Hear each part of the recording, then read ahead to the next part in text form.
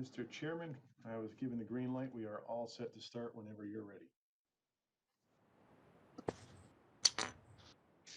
Okay, I'm good to go. Let me know.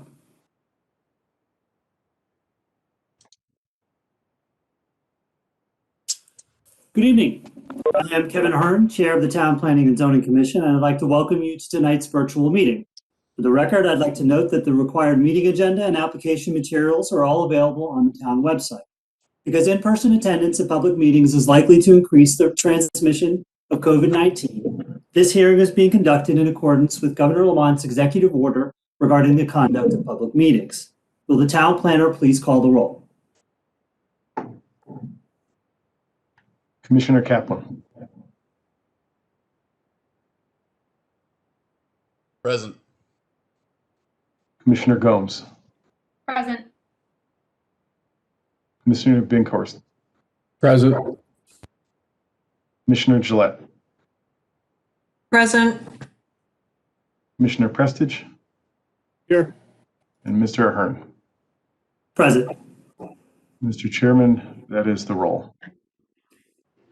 Thank you, Mr. Dumais. Again, this is Kevin Ahern, Chair again. For the record, I'd like to note that we have a full quorum of the commission tonight. Commission members and town staff are participating by WebEx. Members of the public can view the meeting live on West Hartford Community Television or on West Hartford Community Interactive Comcast Channel 5 and Frontier TV Channel 6098 or at www.whctv.org. The meeting will also be recorded for on-demand viewing, which will be available on the town website. Because of the virtual format of this meeting, there are some special rules and procedures that I need to cover before I begin. First, I ask that all participants please mute the microphones on your devices when you are not speaking. Right? Second, pursuant to the executive order, all speakers must state their name and title each time they speak. Also, I will ask members of the commission and staff to not address other participants directly. Comments and requests for information must be made through the chair. After you state your name, simply preface your question or comment with "through the chair," and when you're done, I'll recognize the person who's most appropriate to respond. With that, will the town planner please proceed with the first matter on our agenda? Thank you, Mr. Chairman. For the record, Todd Dumais, Town Planner. First item on our agenda are the approval of the meeting minutes for the regular meeting of Monday, December 7th. At that meeting, Commissioners Ahern, Prestige, Gillette, and Binkhorst, along with alternate member Kaplan, were present. Thank you, Mr. Dumais. Again, this is Kevin Ahern, Chair.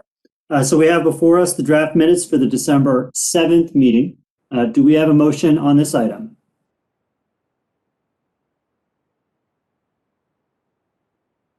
I'll make a motion to approve as is. Thank you, Mr. Binkhorst. We have the motion. Any discussion on this item? Okay, seeing none, let me try your minds. Mr. Dumais, will you please take the roll? Thank you, Mr. Chairman. Mr. Kaplan. Aye. Ms. Gillette. Aye. Mr. Binkhorst. Aye. Mr. Prestige. Aye. Mr. Ahern. Aye. With that, Mr. Chairman, the regular meeting minutes of Monday, December 7th were unanimously approved. Thank you, Mr. Dumais. This is Kevin Ahern, Chair again. We are moving on to communications. Item number 2A, Mr. Dumais. 19 Gloucester Lane, application inland wetland 1133 of Jack Kemper, Kemper Associates Architects, on behalf of Peter and Maria Bulkley, request a 35-day extension of time pursuant to Connecticut General Statutes 87DB to open the required public hearing. New public hearing will be scheduled for February 1st, 2021. Thank you, Mr. Dumais. This is Kevin Ahern, Chair again. Just procedural question, Mr. Dumais. What would be the nature of this vote? This vote is just to receive the communication similar to the vote for item 2B below it. And this is Kevin Ahern, Chair again. Just to clarify, there is a vote that needs to be taken, correct? That's correct, just to receive the communication. Okay. Thank you, Mr. Dumais. This is Kevin Ahern, Chair again. Then seated on this will be all but Mr. Kaplan. So I will entertain a motion on this item. Thank you, Mr. Prestige. I see Mr. Prestige is holding up his hand. Mr. Prestige has moved this item. And so do we have any discussion on this matter? All right, seeing none, let me try your minds. Mr. Dumais, please call the roll. Commissioner Gomes. Aye. Mr. Binkhorst. Aye. Ms. Gillette. Aye. Mr. Prestige. Aye. Mr. Ahern. Aye. Next item on our agenda is communication item number 2B, 4 Banbury Lane, application inland wetland 1129 of Regina O'Brien, Threshold Landscape Architecture, requesting an additional 30 days extension of time pursuant to Connecticut General Statutes to open the required public hearing. New public hearing to be set for February 1st. Like the last item, we'll need a motion to receive this item. Thank you, Mr. Dumais. This is Kevin Ahern, Chair again. To the extent that it matters, one of them is 35 days, one of them is 30 days. Is that just the specific amount of days that was asked for by the applicant? No, the first one that you just received for 19 Gloucester Lane, that was their first extension of time, so they requested a 35-day extension. This application for Banbury, this is their second, so that takes them up to the statutorily allowed 65 days for extension of time. So this is their second go at it. That's why it's only 30. Thank you, Mr. Dumais. Okay, this is Kevin Ahern, Chair again. I see it now. Okay, so same deal on this one. Entertain a motion on this item. I'll make a Mr. motion. Binkhorst has made the motion. Yep. Any discussion on this item? Seeing none, let me try your minds. Mr. Dumais, please call the roll. Ms. Gomes. Aye. Mr. Binkhorst. Aye. Ms. Gillette. Aye. Mr. Prestige. Aye. Mr. Ahern. Aye. Before we get to new business, Mr. Chairman, I do have a late item that I'd like to add under the communication. I'd like to add it by way of a vote of a majority of the commission, and then I can discuss the matter with you. I did send that out via email prior to the start of the meeting. This relates to agenda item number 6, which is a public hearing item. I'd like to add it as a communication. Thank you, Mr. Dumais. This is Kevin Ahern, Chair again. So the planner is requesting that we move to accept this communication. Right? Is that correct? Is that the nature of this? That's correct. So just for the members of the public watching, this is for. Would there be 2 votes or just one? Ideally, there'd be 2 votes. One to add it as a communication item. The second to actually take up the matter and receive it. let's do that first. So first, what we have is a motion to add this to the agenda. So I'll entertain a motion to that effect. Thank you, Mr. Prestidge. So the motion has been made. Any discussion? Hearing none. Mr. Demay, please call the roll. Ms. Gomes, Aye. Mr. Binkhorst, Aye. Ms. Gillette, Aye. Mr. Prestidge, Aye. and Mr. Ahern. Aye. Thank you. All right. So then, do you have anything to discuss on this item before we take up the second motion? Other than just as a reminder, this will be similar to the last two requests, of an extension of time to open the public hearing.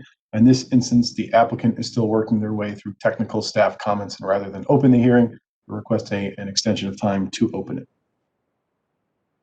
Thank you, Mr. Demay. This is Kevin Ahern, Chair again. So the nature of the motion then here will be the same as the other two. I'll entertain a motion. Mr. Prestidge?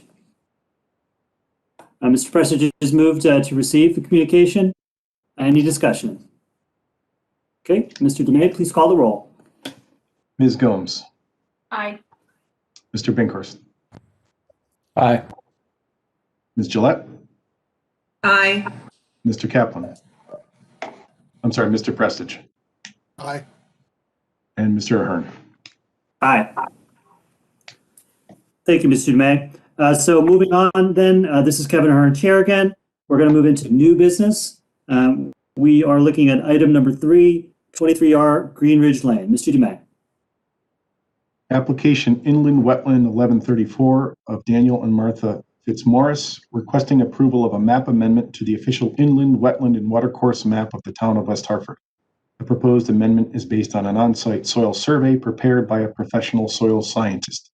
Submitted for agency receipt on January 4th. Suggest required public hearing be scheduled for February 1st, 2021. Thank you, Mr. Demay. So we have before us a request for a map amendment. This is a required public hearing. Suggested date is February 1st. Do we have a motion on this item? Mr. Binkhorst moves that this item be set down for February 1st. Any discussion on this item? All right, seeing none, Mr. Demay, please call the roll. Ms. Gomes, Aye. Ms. Gillette, Aye. Mr. Binkhorst, Aye. Mr. Prestidge, Aye. Mr. Ahern. Aye. With that, application Inland Wetland 1134 is scheduled for public hearing on February 1st, 2021. Thank you, Mr. Demay. This is Kevin Ahern, Chair again. We are past the 15-minute mark, so we can move into the public hearings. So the first item coming up here will be item number 4. Mr. Demay, do you need to introduce this? Yes, Mr. Chairman. Give me one moment. Sure.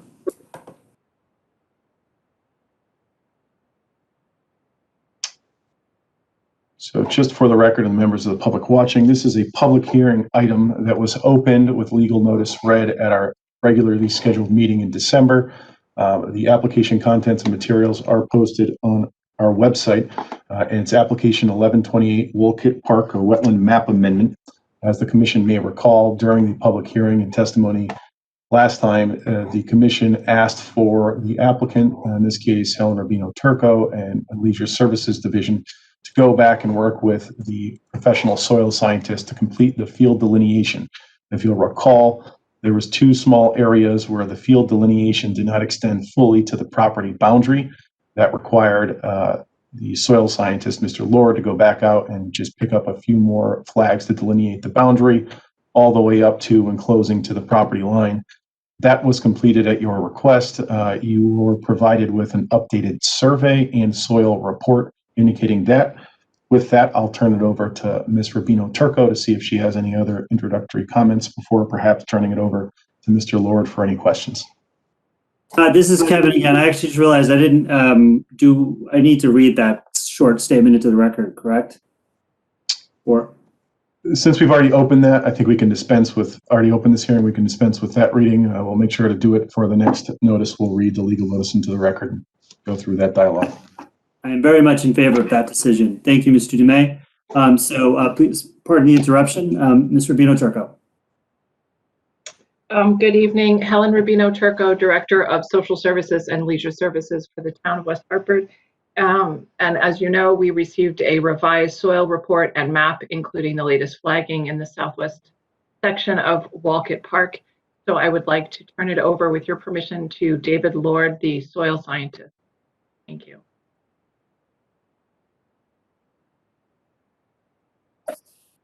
Good evening, Mr. Chairman, members of the commission and the public. For the record, I'm David Lord. I'm the professional soil scientist for this project. You've already heard some of the discussion. What I have done, completed on December 11th of 2020, extended the flagging in the southwest corner of Wolcott Park to the point where it was adjacent to, or connected adjacent to, the school property to the south of our property. Flags 129 through 175 were set, and they are shown on the drawing now that's on the screen. They extend to the property line, which is not discernible in the field. So I see I did go far enough with the survey pickup of those flag locations. From a soil standpoint, the soils continue in the Raypole series, which was previously identified as being south and west of the pond area. That extends down to the southern terminus now.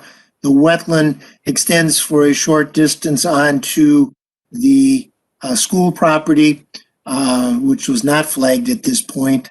But that's the additional field work that was completed, and I'll be happy to try to answer any questions that the commission members may have. But to the best of my knowledge now, all of the wetlands on the park property have been flagged and identified on the map that's before you now. Thank you, Mr. Lord. Do we have any questions on this item? Okay, I do not see any questions. All right, do we have anything further on this before we close this hearing? Okay, seeing none. Mr. Dumet, please. Mr. Chairman, just for the record, I'd like to point out, since the majority of the deliberation and discussion on this application was at our previous month's hearing, Commissioner Kaplan should be seated on this item for voting purposes tonight. This is Kevin Hearn, Chair again. Yes, thank you, Mr. Dumet. Mr. Kaplan, you're definitely sitting on this one. All right, so then with that, we will close this public hearing. I appreciate you guys coming back. I appreciate your patience on this, and you answered every single one of our questions. So we do appreciate that. All right, so then we will then move on to item number 5.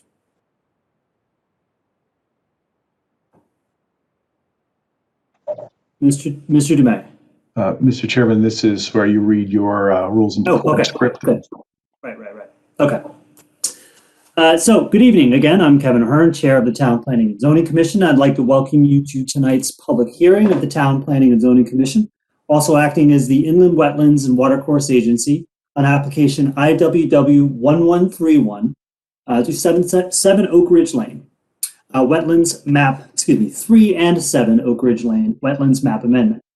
So for the record, I'd like to note that the required meeting agenda, application materials, and legal notice are all available on the town website. Because in-person attendance at public meetings is likely to increase the risk of transmission of COVID-19, this hearing is being conducted in accordance with Governor Lamont's executive orders. So with that, will the town planner please read the legal notice? Thank you, Mr. Chairman. Todd DeMay, Town Planner. For the record, West Hartford Plan and Zoning Commission legal notice. The Town of West Hartford Planning and Zoning Commission, also acting as the Inland Wetland and Watercourse Agency, will hold a virtual meeting at 6 p.m. on Monday, January 4th, 2021. The public hearing will be conducted exclusively as a virtual public hearing in accordance with Governor Lamont's executive orders regarding the conduct of public meetings in proceedings. and will convene at 6:15 p.m. or soon thereafter as the matter may be heard on the following: 3 and 7 Oak Ridge Lane, application Inland Wetland 1131 of Jason Comet, Aqua Pools and Patios on behalf of James and Janine St. Clair, both at 3 and 7 Oak Ridge Lane, Valerie and Marshall Collins at 7 Oak Ridge Lane, requesting approval of a map amendment to the official inland wetland and watercourse map of the town of West Hartford.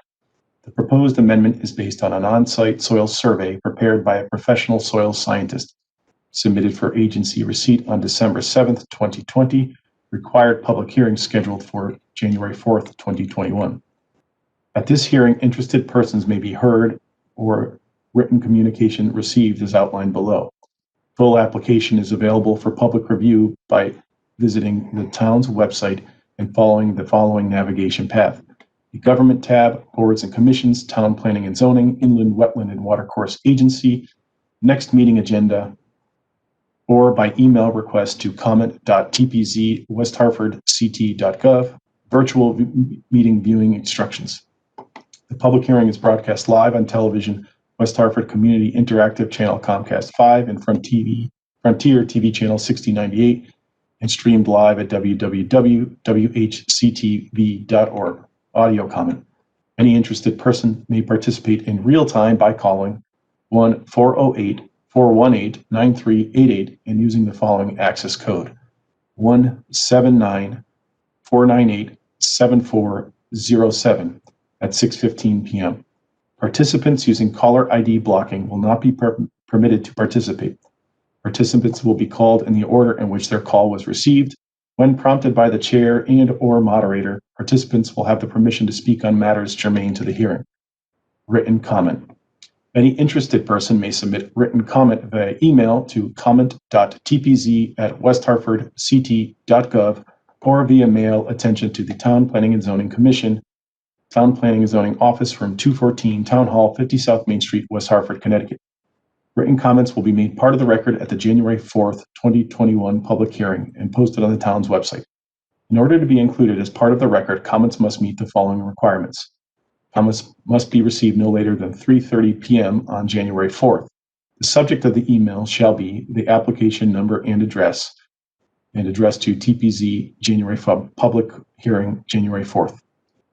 The body of the email must begin with the interested person's full name and street address, and comments must be germane to the application and not longer than 500 words.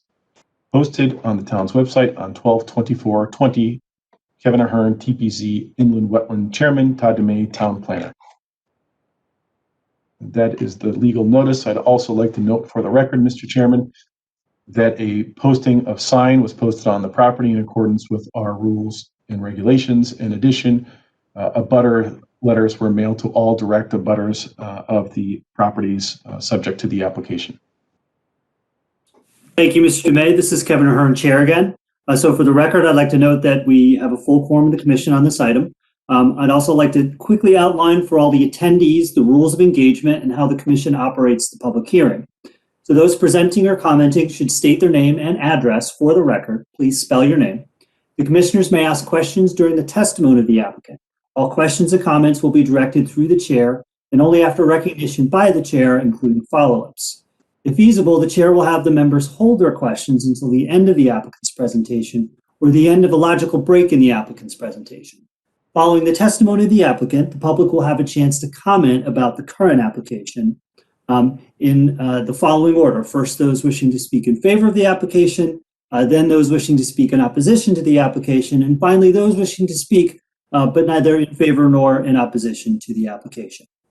Upon conclusion of the public's comments, the applicant will have an opportunity to address the opinions expressed. And then upon conclusion of the applicant's rebuttal, and if there are no further questions from the commissioners, the public hearing will be closed.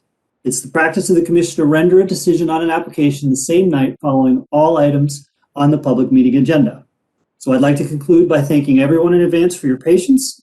This virtual format can be difficult to manage, but we remain committed to the principles of open and transparent government. And we will strive to ensure that every interested party has a meaningful opportunity to provide input. So with that, will the applicant please proceed with their presentation? Mr. Chairman, apologies. For the record, Commissioner Gomes, Mr. Chairman, I just wanted to note for the record, I will be recusing myself on this matter. It is a bit odd in this virtual format, but what I will do, Mr. Chairman, if you agree, is I will mute my microphone and turn off my video for the duration of the public hearing, and then I will return once the public hearing is concluded or continued as it may be. This is Kevin Ahern, Chair again. Yes, Commissioner Gomes, that's fine. You can be there, you can be present, you can listen to everything going on. So we recognize that you will be recusing on this item. So if and when this comes up for a vote, then Mr. Kaplan will be seated in your stead. So thank you. Thank you for letting me know. And then do we have any further comments from the commissioners? Nope. All right. With that then, will the applicant please proceed?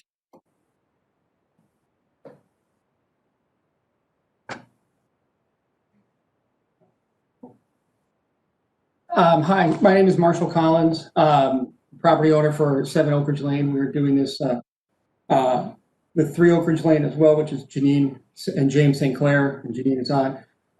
We're looking to simply have the town map accurately reflect that what had been designated as developed wetlands is no longer.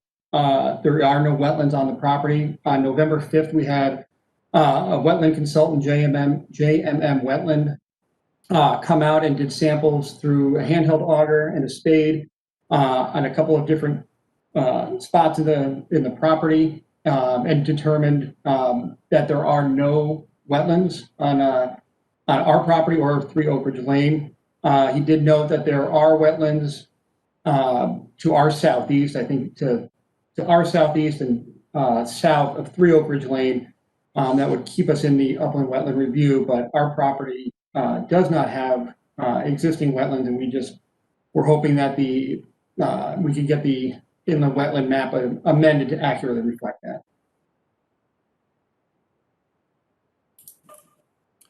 Thank you. This is Kevin Ahern, Chair again. So do you have anything further? Does your soil scientist have anything? She doesn't need to, but just want to make sure. Okay. All right. So then, we'll move right on to questions then from the commission. Do we have any questions on this item? Seeing none. Okay. So there are no further questions on this. So before I give the applicant one more chance before we move on to the public comment portion, I don't believe we have any members of the public. Oh, no, I'm sorry, Ms. Gillette. I didn't see you. There you go.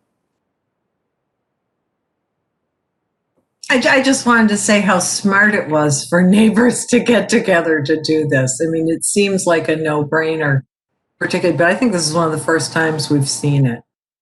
And I commend you on your cooperation, foresight, and getting together, because it also helps us in that it's a bigger picture.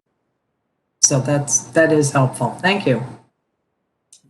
We strive for efficiency in government. Thank you, Ms. Jill. Boy, you were singing Liz's praises right there. That's right up her alley. Okay, so Mr. Dumais, I need to just look to you. Do we have any email comments that we need to know about, or do we have any callers that we need to know about? Mr. Chairman, Todd Dumais, Town Planner. For the record, there were no written comments submitted for this application, and my last check of the email, comment.tpz, there are no new comments received. So there are no written comments received, and it does not appear that we have any call-in users wishing to speak on this application. Okay, thank you, Mr. Dumais. This is Kevin Ahern, Chair again. So then before I close this public hearing, does the applicant have anything further? No, sir. Thank you very much. All right, this is Kevin Ahern, Chair again. Then this public hearing is closed.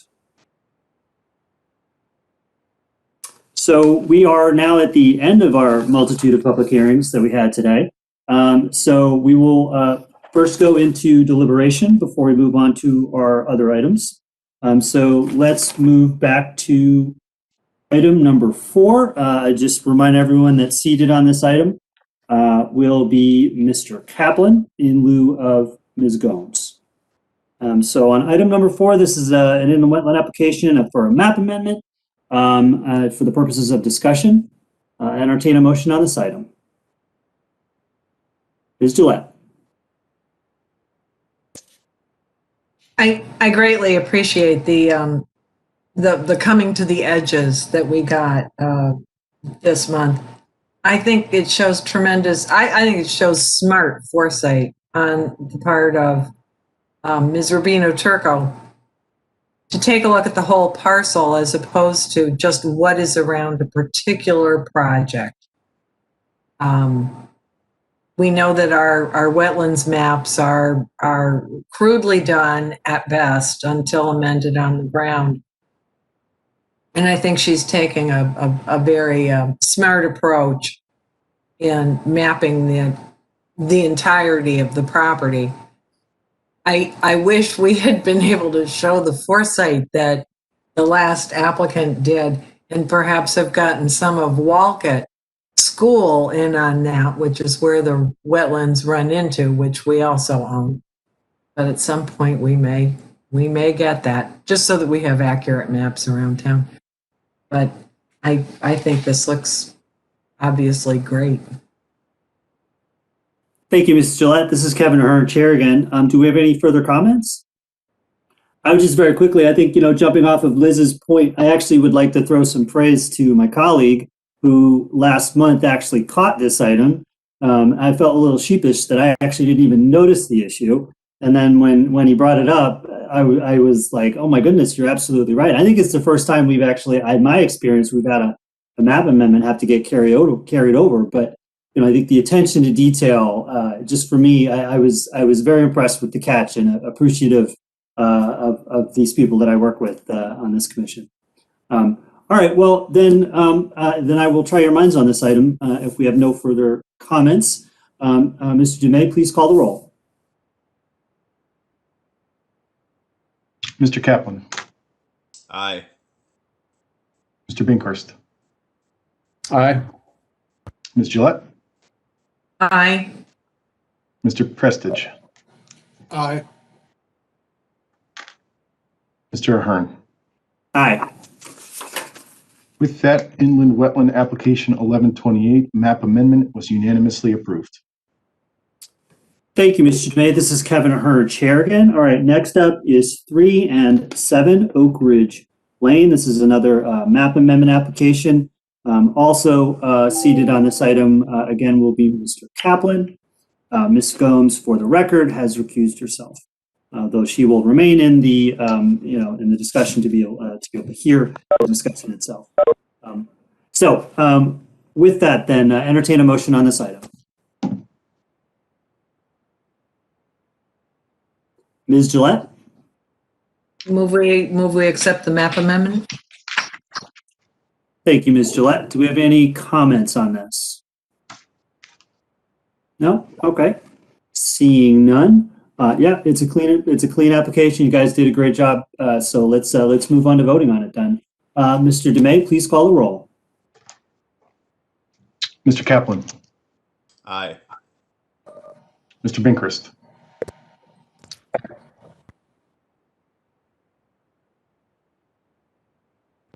Aye. Ms. Gillette. Aye. Mr. Prestige. Aye. Mr. Ahern. Aye. With that, Mr. Chairman, application Inland Wetland 1131, a wetland map amendment for 3 and 7 Oak Ridge Lane is approved. Thank you, Mr. Dumais. Thank you to all the applicants tonight. Wow, we're going really fast. Let's not ruin it. All right, no, I'm just kidding. Leaves us plenty of time. That's what it is. So here we go. So we're going to move on to item number 7. This is the town council referral. Mr. Dumais, take it away. Thank you, Mr. Chairman. As you will recall, we've been discussing the concept of accessory dwelling units for some time. At our last meeting in December, we reviewed somewhat thoroughly the content of the ordinance. It's a referral from the town council to amend section 17723, which is the existing section of our zoning ordinances that deal with accessory structures and accessory dwelling units. I read the ordinance in detail at that time and asked the commission for any questions they had regarding the ordinance or anything else related to the application. I did have 2 commission members send written comments to me. I think the most broad in nature was a request to better understand where and what the need that this ordinance was addressing. There was another question that I received asking for clarification whether or not the intent of the ordinance was to further diversify housing types in neighborhoods throughout West Hartford. And then there were some other more technical issues regarding the substance of the ordinance, whether or not this would permit for expansion of short-term rentals in the community. The short answer to that is no, we do not permit short-term rentals or transient housing in our zoning. So this ordinance does not change that. There was another question of whether or not this ordinance would allow for, or there could be a consideration to expand ADUs outside of the single-family zones. To that, I would suggest that in many of our other zones, particularly our multifamily and almost all of our commercial zones, we already permit multiple dwelling units in those zones as a main use. So someone could conceivably construct an accessory dwelling unit in one of those zones. It just wouldn't necessarily be called that. Circling back to the need, I think there was question, and we had some dialogue about, what is the data-driven need in particular. And if you'll look at the council's referral on this application, I'm going to try to bring in. Bear with me one moment. I'm just going to share it on our screen.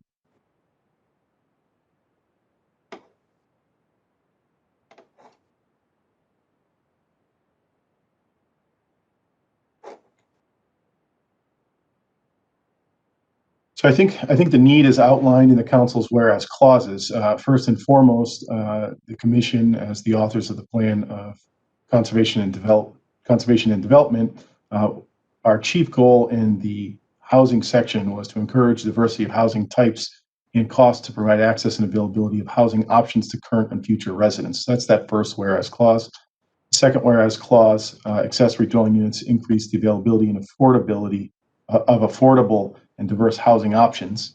The third whereas clause was accessory dwelling units provide more opportunity for aging in place by allowing residents to downsize to a separate, more accessible home on their own property. And lastly, accessory dwelling units provide for more opportunities for multi-generational housing, make it easier for persons with special needs to live near caregivers. Those were the general stated purposes of need.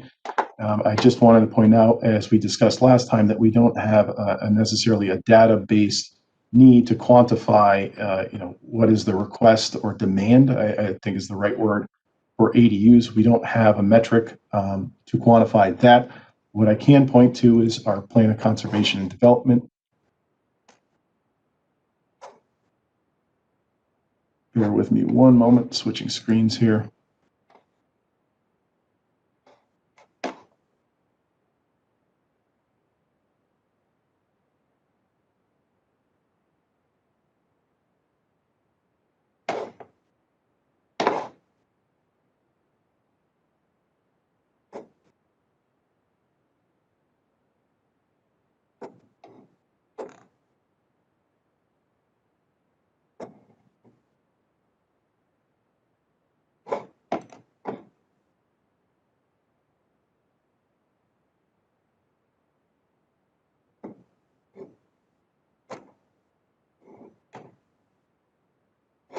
Okay, apologies.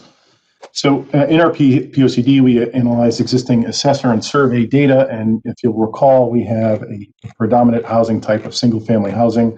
A little more than 70% of all of our housing type is classified as that. So that's in excess of 18,000 units of housing, and then there's approximately 7,000, or the balance of those units, as multifamily. Of that number, we only have currently approximately 32 accessory dwelling units in town.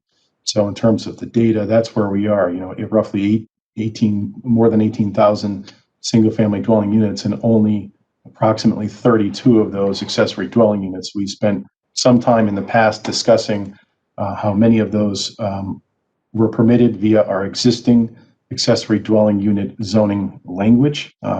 Recall that we allow accessory dwelling units on lots in any residential zone today, as long as they have twice the lot area and they do not provide for more than 3 rooms in the accessory dwelling unit. And many of the other 32 units most likely predate any zonings or, sort of grandfathered in. With that, Mr. Chairman, I want to keep it brief because I don't feel the need to go through each section of the ordinance. We did that at our last meeting, but we can certainly circle back and review any specific component or section of the ordinance. I think the intent of the referral session tonight was to have more of a dialogue and discussion amongst the commissioners. I know that was the intent of everyone when we put this off from last month to this month. So I'll turn it back to you, Mr. Chairman. Thank you, Mr. Dumais. This is Kevin Ahern, Chair again. We don't need the motion to start our discussion necessarily. So I think we could just head right into it. So if anyone has questions for Mr. Dumais or wishes to start, let's kick it off.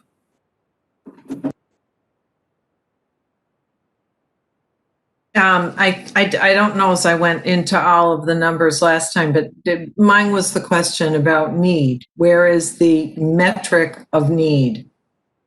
I do want to point out, this keeps coming up, is mentioning that in the plan of conservation and development is diversity of housing types and costs to current and future residents. Future residents are people who have moved to town, not people who we want to lure into town.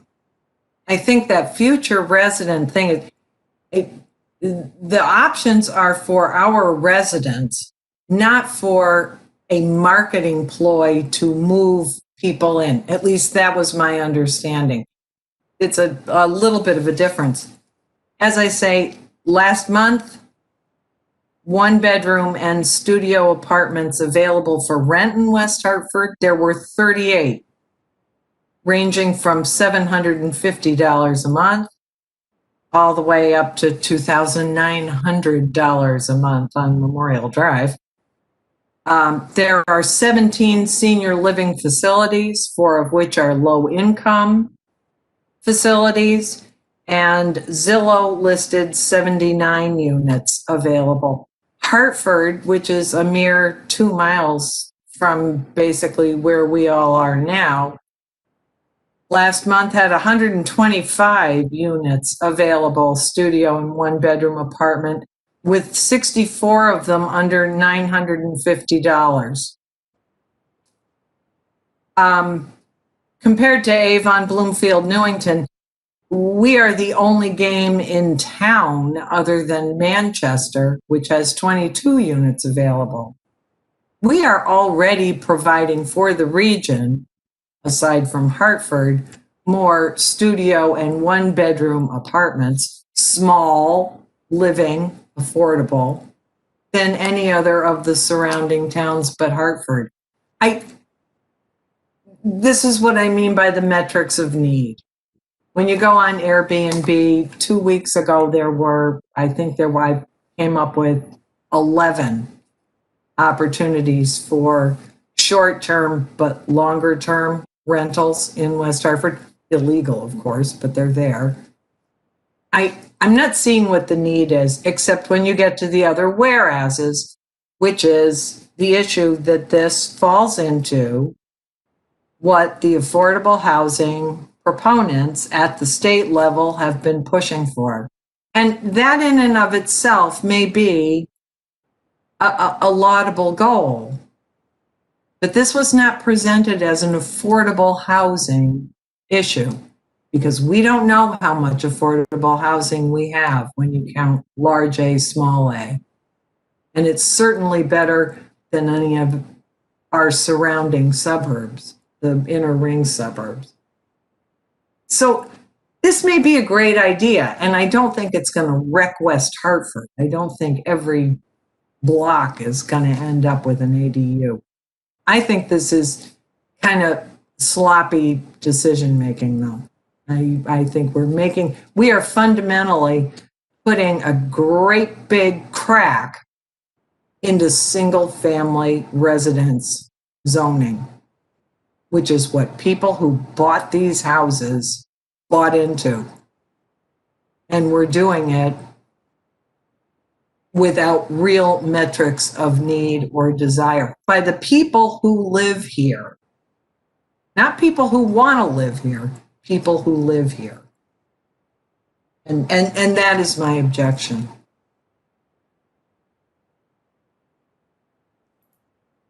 Thank you, Ms. Gillette. This is Kevin Ahern, Chair again. Do we have additional comments on this item? Questions, comments? Silence. Ms. Gomes. Thank you, Mr. Chairman. For the record, Commissioner Gomes. While I certainly appreciate differing viewpoints, I am personally in support of the proposed ADU ordinance. I think that it is an excellent way to incorporate additional diversified housing stock into the existing fabric of West Hartford housing without additional development. I think there's been a big push for it at the state level and at the local level. I know that Mr. Dumais had circulated similar ordinances that exist in surrounding municipalities, including Glastonbury. I think Avon was one of the ones that were submitted. And I think if you actually take a look at the parameters of the ordinance as drafted, it's quite narrow. It is quite narrow. I think the reality is that this is opening the door to allowing for ADUs in a conservative way to kind of broach those who are concerned that we're ruining, and I'm just paraphrasing here, but that we're ruining single family housing, and those who really want to encourage diversified housing by methods such as the ADU. I think this is a good way to do it, and I applaud Mr. Dumais for all of the hard work that he's done on drafting this ordinance. And I know that Mr. Dumais had taken a look at similar ordinances in surrounding municipalities and then had actually taken stock of how many applications for ADUs were submitted. And there's not this influx of applications that I think many who are slightly fearful of this proposed ordinance believe will happen. It's not going to open the floodgates to changing single family zones into multifamily residential zones. I don't think that's the effect here, but I think it is a good way to diversify our housing stock in West Hartford. So I'm personally in support of it. Thank you, Ms. Gomes. This is Kevin Ahern, Chair again. Do we have any other before I get back to Ms. Gillette? Okay, Mr. Prestage. And Liz, you're in the queue. Kevin Prestage, Commissioner. Just like to make a couple observations. In reading the whereas clauses for this proposed ordinance, it fits in my view. I think that when we're looking at the purpose, I'm not going to reiterate what Ms. Gomes said. I agree, but I'd just like to add on to that.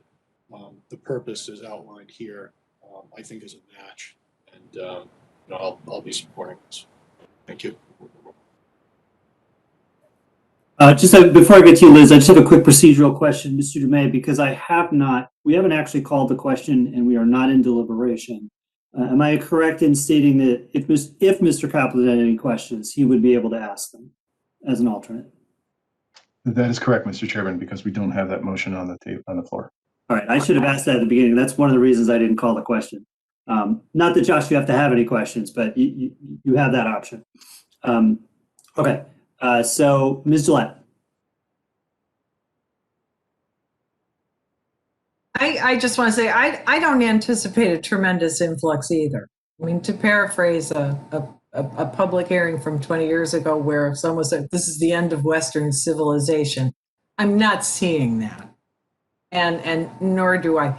My concern is that we don't have the data of even the inventory.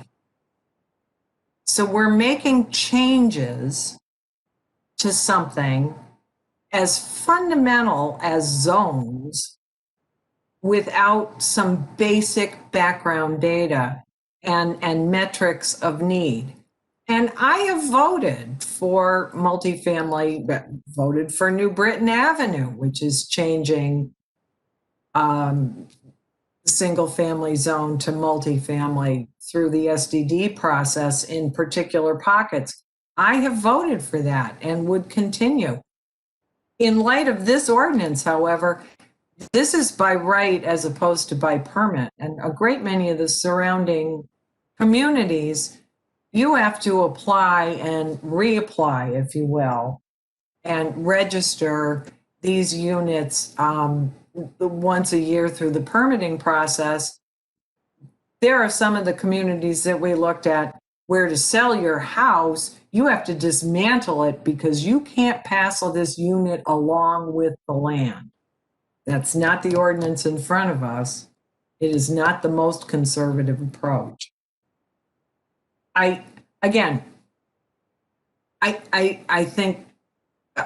don't think this is going to ruin the town, but I do think it is rather emotional action being taken because it's something that makes us feel good, and it should. But it's more the process of not having the data or the inventory yet. That's my concern. Thank you, Ms. Gillette. This is Kevin Herner, Chair again. Do we have any further comments or questions? All right. This has been really good. I'll weigh in. I on this have I think I was very much against it in the beginning, and I dove into the data a lot, and what I realized was that my concerns were, for my concerns to come true, I really had to string out, a really bad string of horribles, or, just lots of things needed to happen in a certain way for it to really become the thing that I was concerned about. And I work in an area of law in which that happens a lot. People legislate for the worst case scenario in election law a lot of the times when it's really not necessary. So when I went back and I took a second look at this, I said, all right, well, this is actually a really small impact, attempt to make a change. It is a fundamental, make no mistake about it. I think it is a fundamental change to what we all understand single family to be.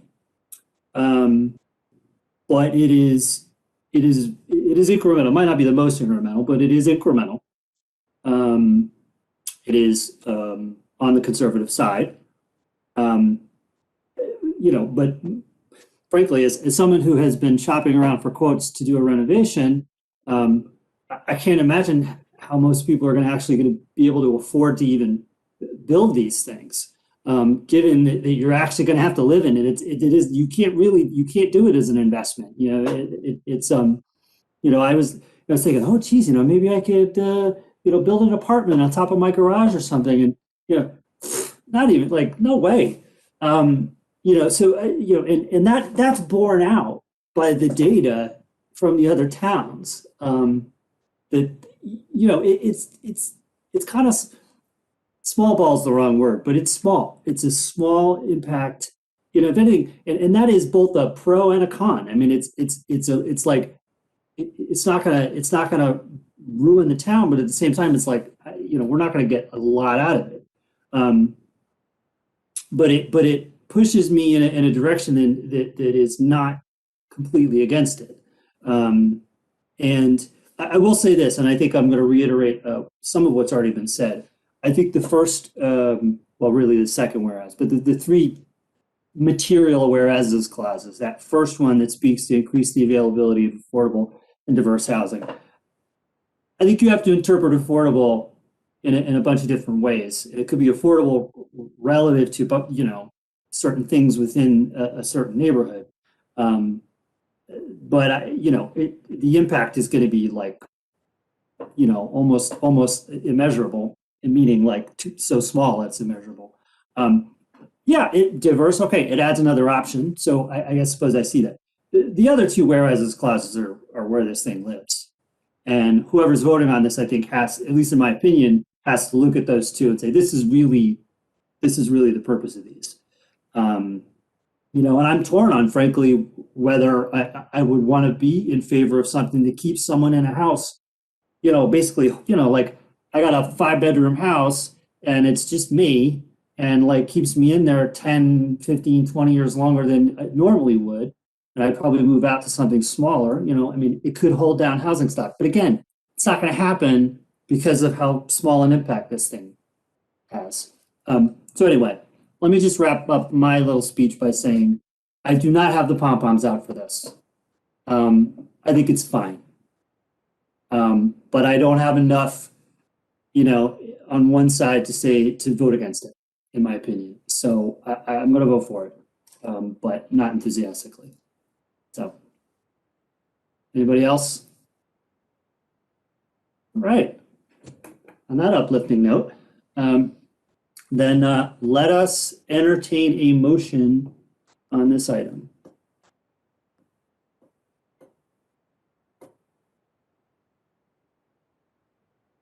Mr. Prestige.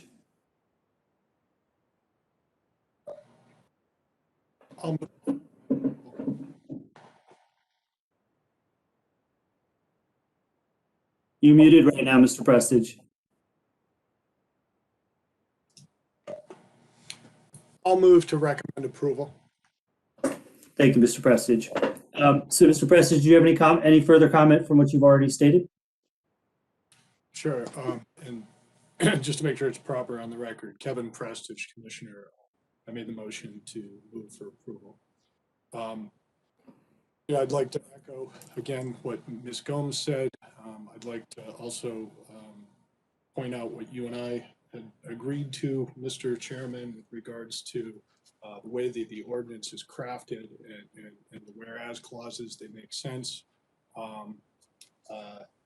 Yep, change can be scary, and but based on what has been presented to us, the data we have before us from Mr. DeMay's planning department, analysis of surrounding towns, etc. To your point, it is likely not to be a large change. That said, caution, very interesting observation with regards to short-term rental availability. It's just on Airbnb, VRBO. Check it out, see what's available in West Hartford. That's not necessarily material to what we're talking about today, but it is informative as to other things. But that said, with regards to the purpose of this ordinance as it's being crafted and the way it was very tightly crafted, and in the fact that the council does have in the future, these things get out of control, there's change. It can change the ordinance. It can write a new ordinance and, continue to think of what's in the best interest of the community as a whole, which they do. They have done exceedingly well for years. And, one of the reasons it just makes me proud to be in this town and be able to serve in this position. So, caution, but it is new, but I certainly support it the way it's crafted and for its purpose. Thank you. Thank you, Mr. DeMay. This is Kevin Hearn, Chair again. Do we have any other comments on this item? Okay. So I just, before I call the vote, I just want to thank everyone's comments, everyone's work on this, and I think we really beat this up, quite a bit. Liz, I really appreciate the work that you've put into it. It's the work that I've come to expect, having worked with you for many, many years. And I think the questions and the comments that Ms. Gillette made need to be transferred to the council. They need to, that type of information needs to be there when they make their decision. All right, so with that then, Mr. Dumais, please call the roll. Ms. Gomes, Aye. Mr. Binkhurst, Aye. Ms. Gillette, No. Mr. Prestige, Aye. Mr. Ahern. Aye. With that, the TPC's referral on the ordinance passes by a vote of 4-1. Thank you, Mr. Dumais. This is Kevin Ahern, Chair again. So next up, Mr. Dumais, is item number 8. Thank you, Mr. Chairman. This is going to be a recurring placeholder, just as a reminder that consistent with our discussion at our December meeting, staff is working on prioritizing the 3 areas of priority that you indicated you wanted to see worked on, housing, some of the environmental goals. Actually, I'm going to talk about some of those on the next item on our agenda. And then I think you had supported some work around TOD. So we'll be reviewing things as they become more developed in the coming months. I expect something to be discussed at our next meeting for discussion purposes. One other thing before we move off this topic that is important for me to point out, I will be sending out an email to the commission. I think someone referenced, it was Commissioner Gomes and Commissioner Gillette, some of the broader state movements around housing issues that are currently going on. One of those groups, Desegregate CT, we've talked about them in the past. I just wanted everyone to be aware they are conducting, I think they're calling it a briefing, that would outline what they're advocating for in an upcoming legislative session for fairly comprehensive land use reforms to our state statutes. That meeting, I'll send everyone an email after our conclusion of our meeting, is tomorrow at noon. So I was made aware of this through the Planning Association in Connecticut. I've reached out to Desegregate CT. The purpose of that meeting is to specifically brief Planning and Zoning Commission members throughout the state. I've asked and suggested that they consider hosting a meeting during the evening when most Planning and Zoning Commission members are most accustomed to meeting and it doesn't interfere with their normal work schedules. I don't know if that will happen, but in any event, I was told that all meetings would be recorded, so the content would be available in any event. But I'll send the email with a direct link to sign up so you have it. And I'm going to attend as well so I can report back since we have discussed Desegregate CT's movement and their take on some comprehensive land use reforms in town. That being said, on that issue, I'd like to move, Mr. Chairman, with your permission, to agenda item number 9. This is our annual community rating system annual meeting. It's a review of the town's participation and specifically Planning and Zoning Commission's role in FEMA's community rating system program. As a reminder, and maybe for Josh, since he's a new member, I'm just going to share my screen here and one moment.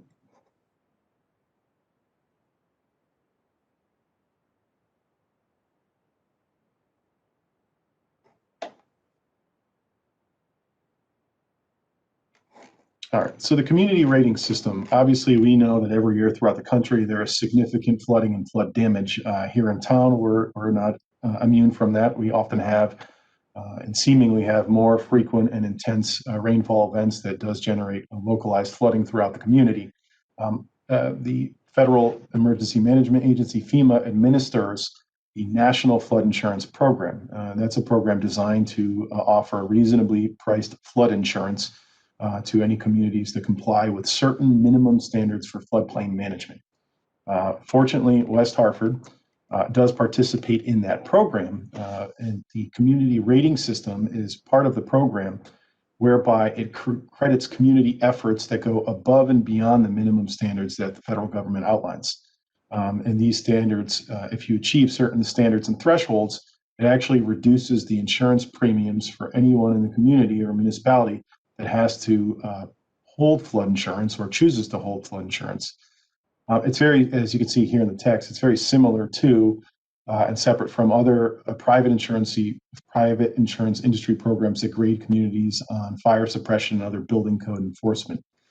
Currently, West Hartford and all communities are graded on a scale from 10 down to 1, 1 being the best, 10 being not a rated community. For each tier of rating, there's a corresponding reduction in your flood insurance premiums. West Hartford, here's the chart. We are currently a Class 8 community. So if you see in the chart here, that means that individuals in West Hartford, property owners who carry flood insurance, get a 10% discount on their special flood hazard insurance.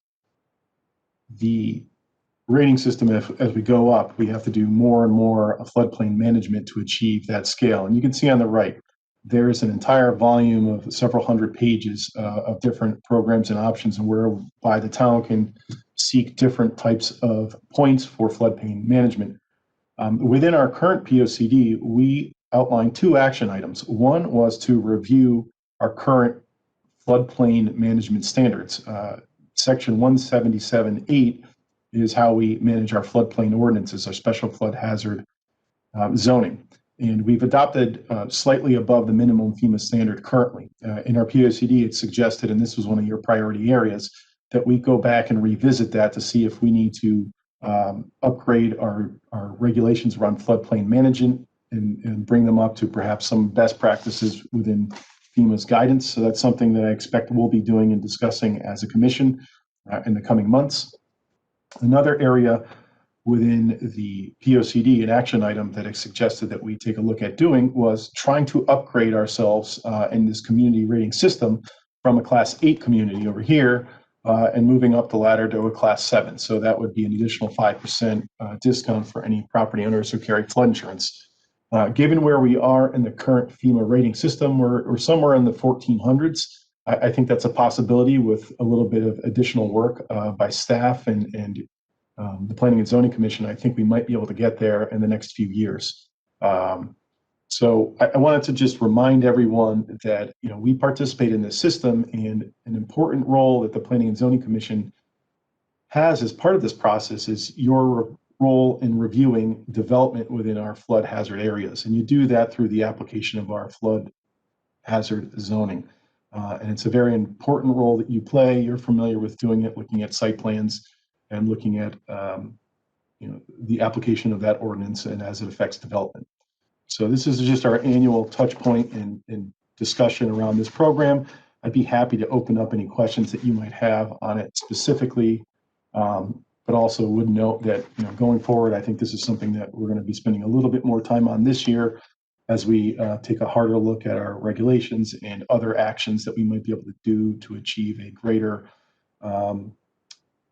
flood management efficiency throughout the community. Thank you, Mr. Dumais. This is Kevin Ernst here. Yes, Ms. Gillette has a question. I think you touched on this a little, but in terms of the drainage studies and those sorts of things, I'm assuming a lot of these things dovetail together to the extent that you remediate your stormwater runoff. In general, it can apply to flood zones in particular. I'd really like us to come up with a cohesive view of this through our education and exploration. When you see them clear cutting trees from the side of Trout Brook, I can't help but think that we aren't working against ourselves in a lot of ways, or in very, very narrow silos. Kind of like talking about it, it's too bad we didn't do walk at school at the same time we did walk at park for some of the water issues. They're all interconnected, and I really hope we can look at this kind of holistically, which would include, of course, a lot of trees. But I'm sure you all know that.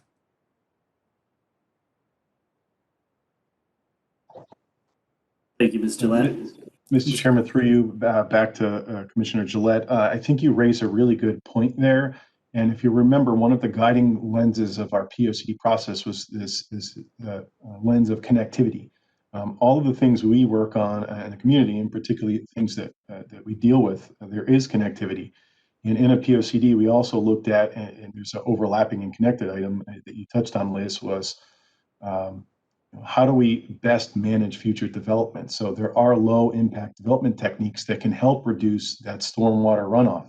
It might require a harder look at tree clearing and a separate ordinance outside of zoning. We don't have an ordinance that prohibits tree clearing. These are things that we know impact flooding and flood events.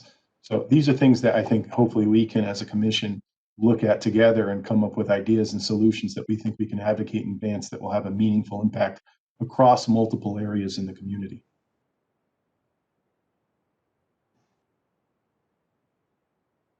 Thank you, Mr. Dumais. This is Kevin Aaron, Chair. Mr. Prestige.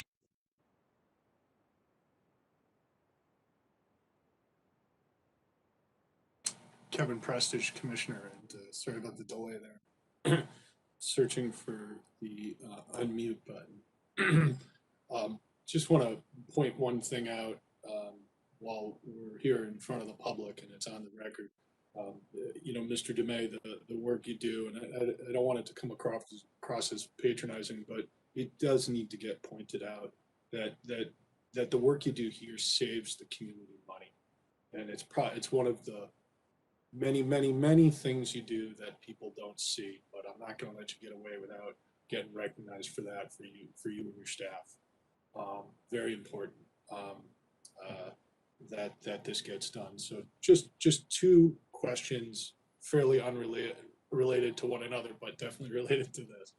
One is, and I'll ask them both, and I'll let you answer as you will. One is going from 10 to 15%. Is there any way to monetize what that might mean for the community in savings on an annual basis, or do you know what people are paying, and could you just kind of speculate? I know people are spending $10, so they'd get an extra 5% off of that or something like that. The average homeowner that does have to buy this flood insurance, some way to qualify that. Then two, with regards to the trend, one might say, towards more storms, more severe storms, the chance of more flooding, would you be able to speculate on the importance of these types of activities to the community, not just today, but to the community tomorrow too? I'll leave it at that. Thank you.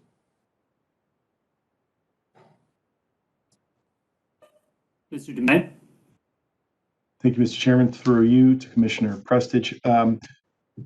When we bring this up back at a future meeting, I can get you the exact number, but it's in the range of the high tens of thousands to possibly hundreds of thousands. It fluctuates from year to year based on premiums and the number of properties participating in the program. We know the total number of properties that are in floodplain, but recall that not every property has to carry flood insurance. It's really driven by your bank and your lender. If you have a mortgage, you need to carry flood insurance. If you don't, it's optional.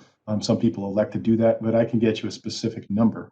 But it's a significant savings, just in the fact that it's only maybe a 5% or a 10% difference.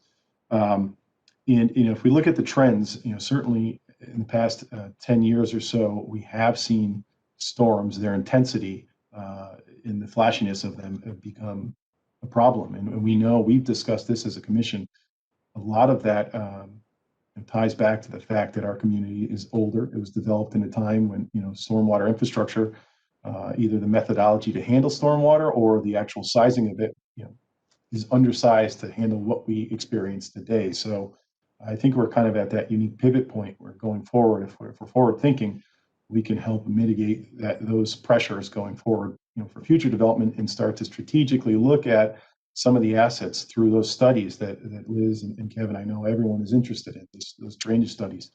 There's several underway. Our engineering division, Public Works, it's a whole team effort in town, but they're looking at pursuing grants to try to actually move projects forward that could have real world flood mitigation impacts by right sizing or upgrading some of our infrastructure that handles some of the stormwater in town. So these are kind of ongoing things the staff are doing to try to use your words, add value back into the community, Mr. Prestige.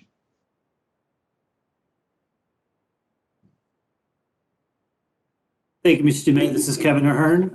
We'll go Gordon and then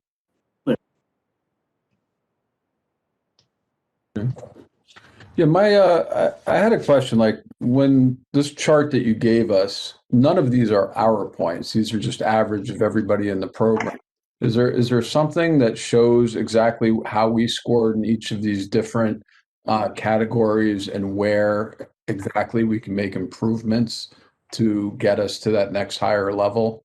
So I assume you're doing something proactive and sort of more quantitative. Mr. Chairman, through you to Mr. Binkhorst, we essentially just put some paper on the wall, throw a dart, and if we get the right number, then we know. Yes, I can provide our last cycle review. So every 5 years, we get a kind of a deep audit by FEMA. They come through our floodplain CRS coordinator. They look at our floodplain management, go through our records, and then every year we do an annual recertification. So I think our number last year was 1409 or 1429, somewhere around there. Don't quote me, but it was in the low 1400s. So knowing that, if we look at that chart that I provided everyone, you can see there's different series, and they're really thematically related. And a community can go for areas where they can try to maximize points. And some of them are easier than others. Some of them are mandatory that you have to do no matter what. Our outreach projects, our flood protection, all of these, we can, to more accurately address your concern, Commissioner Binkhorst, yes, we could try to prioritize areas where we think that we get the most bang for our buck. And I expect that we would do that once we put this on a future agenda item under a POCD action item, where I'd have that detailed breakout for you and say, here's where we are, here's where I think we can achieve points, but to achieve points, we need to consider doing this. And that will vary depending on which areas we want to go after. For instance, if you just look at the open space provision, that's one of the preservation, that's one of the larger point categories. The zone for floodplain is a minimum size of 5 acres or larger. We can't do that in West Hartford. I mean, that's something we're not going to be able to achieve points are. But there are some things that we can do. We could limit new buildings or fill in the floodplain. We can require freeboard. We already do that, but we could further restrict that. And each incremental restriction, there's an impact on future development. There's a trade-off, but we can look at those things, and that's what I expect us to be able to do. Almost at its own meeting, or at least at a more defined and larger discussion on this specific item going forward. Thank you, Mr. Dumais. I assumed that you were looking at it in that fashion. Sorry. thank you, Mr. Binkhorst. This is Kevin Ahern, Chair again. Ms. Gillette, please.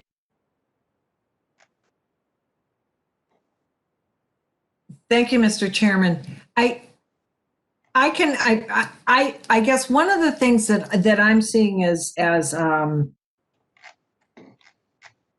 problem or a theme is that when we talk about water, we talk about moving it through bigger pipes more efficiently. And certainly in terms of town infrastructure, that's a lot of what the role is. That doesn't solve the problem. Watching one of the floodplain issues that was talking about down around Griswold and off of Fern Street.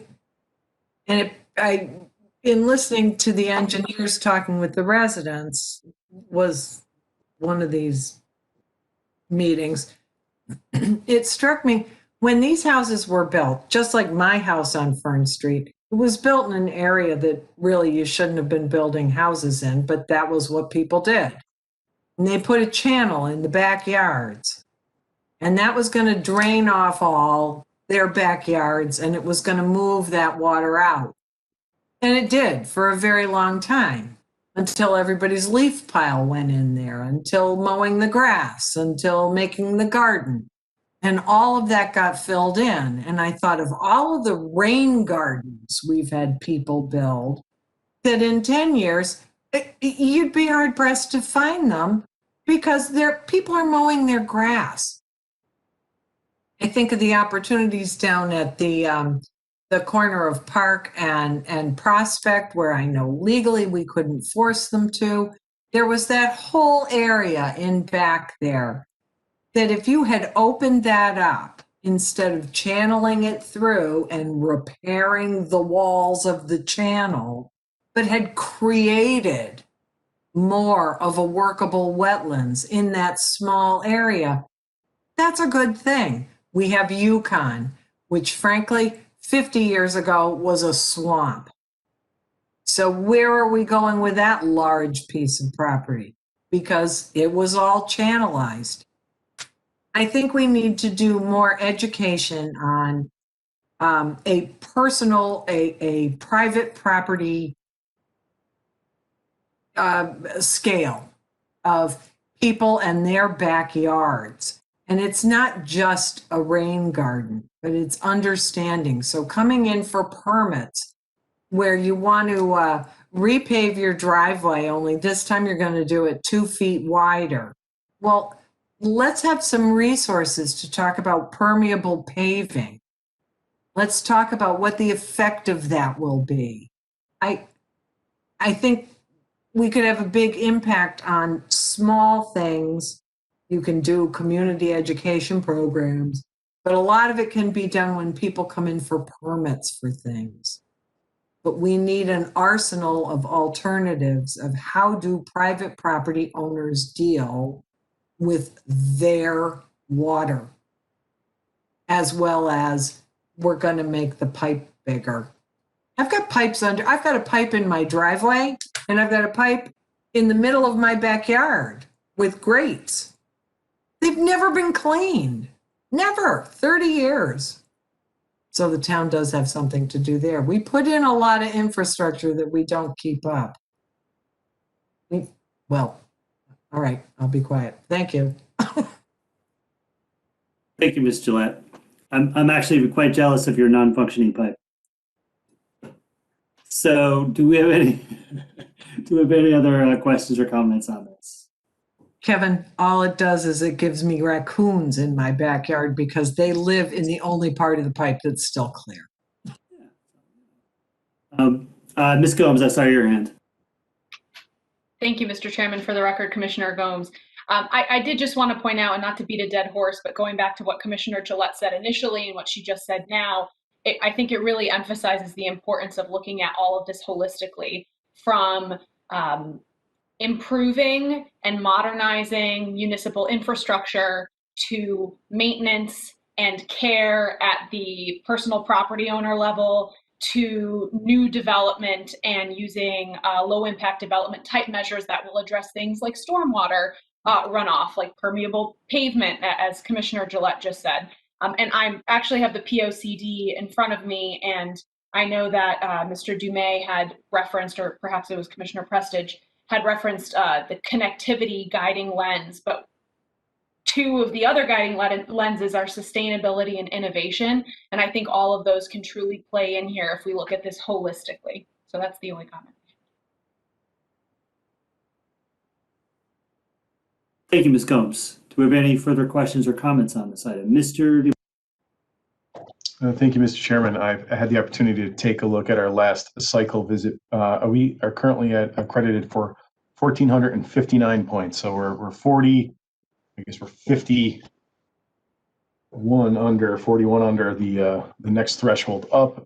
The breakdown of that point allocation, just real quickly, we have 86 points for activity 310, 90 points for our map information services. We get 78 points for our outreach projects. We can probably achieve more there, knowing that there is a lot of available outreach we can do.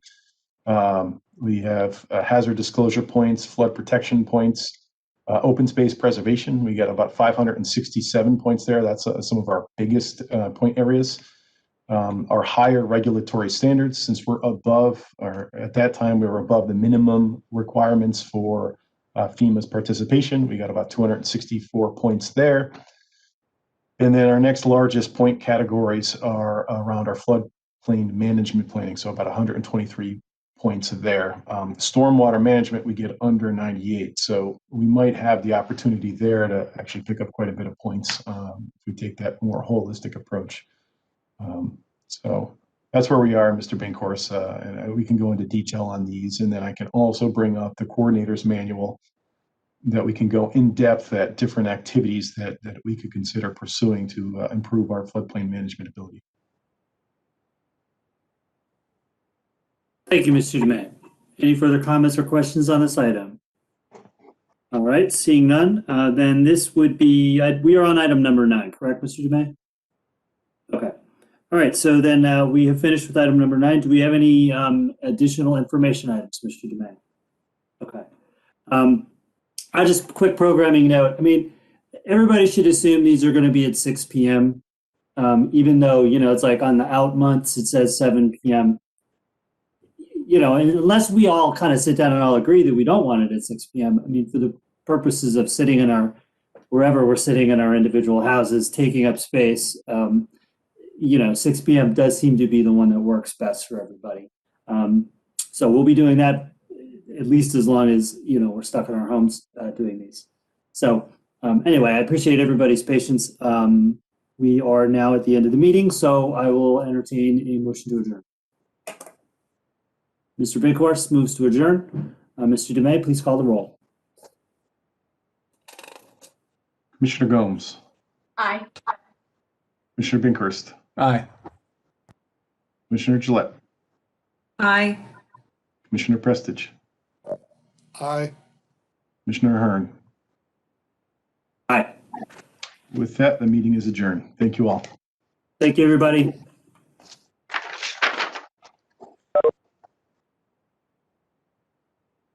Not everybody.